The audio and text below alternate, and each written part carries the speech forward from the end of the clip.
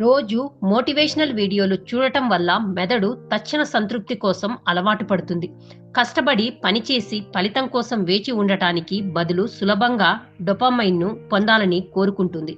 ఈ లూప్ వల్ల దీర్ఘకాలిక లక్ష్యాల కోసం అవసరమైన క్రమశిక్షణ, నిలకడైన కృషి అందించడానికి మెదడు నిరాకరిస్తుంది. కొన్ని వీడియోలు మనలో అపరాధ భావాన్ని లేదా భయాన్ని ప్రేరేపించి మీరు ఇంకా పని మొదలు పెట్టలేదు అని హెచ్చరిస్తాయి.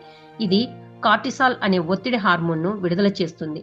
తాత్కాలికంగా ఈ ఒత్తిడి మనల్ని కదలడానికి ప్రేరేపించవచ్చు, కానీ నిరంతరం ఒత్తిడిని కలిగించే కంటెంట్ చూడటం వల్ల దీర్ఘకాలంలో మానసిక అలసట, ఆందోళన పెరగవచ్చు.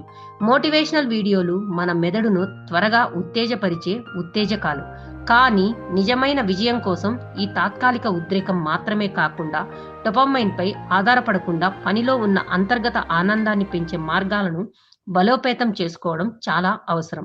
Exclusive on Zee news.